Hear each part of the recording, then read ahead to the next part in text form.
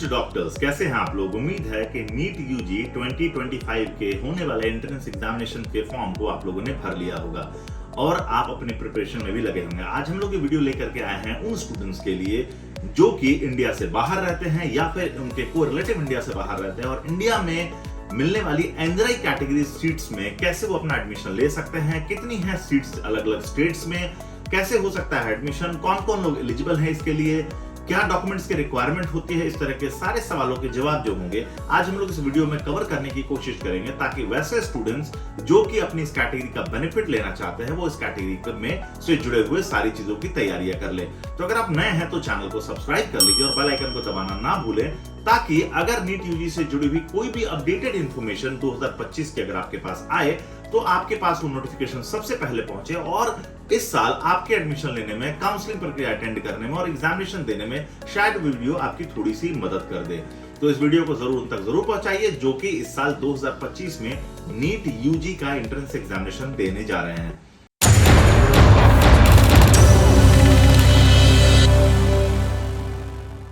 तो अगर आप एक नीट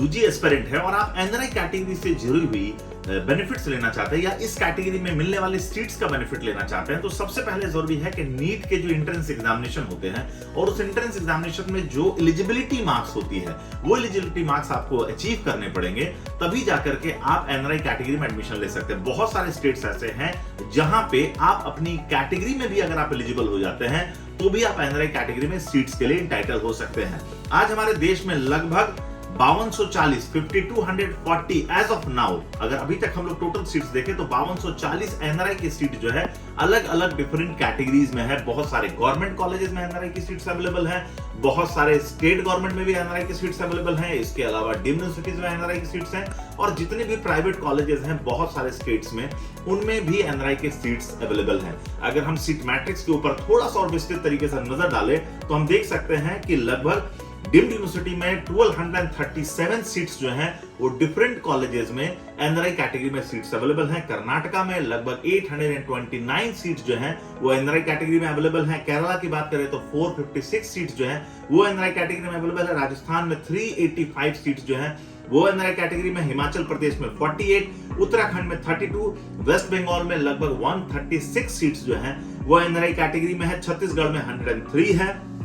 बिहार की बात करें तो लगभग 185 सीट जो हैं वो एनआरआई कैटेगरी में, आंध्रा में 596 हैं, तेलंगाना में 663 और तमिलनाडु में 570 हैं। लगभग 5240 सीट्स ऐसी हैं जो कि एनआरआई कैटेगरी में अवेलेबल हैं, जिसके लिए एक स्टूडेंट्स जिसके या तो को रिलेटिव एनआरआई हो या खुद ही जो एनआरआई रहता हो वो इस चीज के लिए इंटाइटल हो सकता है अगर उसके पास सारे नॉर्म्स पूरे होते हो या फिर जरूरी जो डॉक्यूमेंट्स है वो उनके पास अवेलेबल हैं।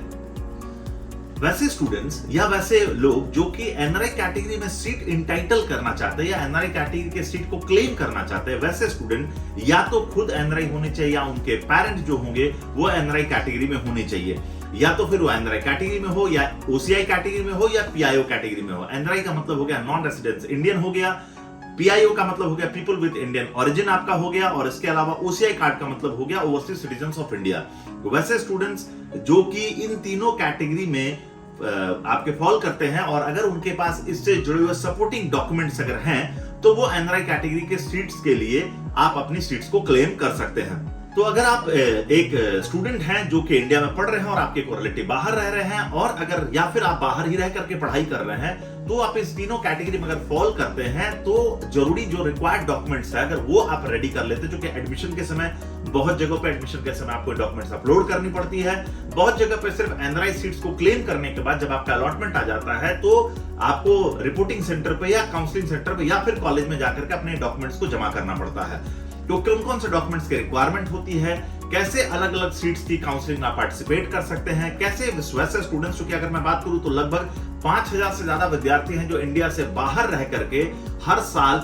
नीट के एंट्रेंस एग्जामिनेशन को देते हैं और इसके अलावा बहुत सारे ऐसे स्टूडेंट्स जो इंडिया में हैं जिनके बहुत सारे रिलेटिव बाहर रहते हैं, उनके मदद से भी सैकड़ों की तादाद में हर साल बहुत सारे स्टूडेंट्स हैं जो एनआरआई कैटेगरी के लिए अप्लाई करते हैं। तो कैसे आपको ऑल इंडिया कैटेगरी में, कैसे आप गवर्नमेंट कॉलेजेस में अलग अलग स्टेट्स में मिलने वाली इस एनआरआई कैटेगरी का बेनिफिट ले सकते हैं, क्या क्या है कट ऑफ, अलग अलग स्टेट्स में कहां कहां जो सीट्स अवेलेबल है वहां पे क्या क्या कट ऑफ की आवश्यकता है, कौन कौन से डॉक्यूमेंट्स रिक्वायर्ड हैं, इस तरह के सारी इंफॉर्मेशन के लिए हम लोग कंटिन्यू एनआरआई के ऊपर एक सीरीज बनाने की प्लानिंग कर रहे हैं। तो अगर आपको ये वीडियो समझ में आ रहा है और वीडियो आपको पसंद आया तो जरूर इसको लाइक और सब्सक्राइब करिए और कमेंट में जरूर बताइए कि क्या एनआरआई कैटेगरी से जुड़ी हुई और भी अपडेटेड इंफॉर्मेशन आप जानना चाहते हैं, तो हम लोग इसके ऊपर और भी अपडेटेड इंफॉर्मेशन और वीडियोस आपको बनाएंगे और एनआरआई कैटेगरी से जुड़ी हुई और सारी रिलेटेड अपडेट जो होंगे आपको यहां से मिलती रहेंगी। इंडिया में आज बहुत सारे वर्ल्ड क्लास के मेडिकल कॉलेजेस अवेलेबल हैं और जो सिर्फ आपका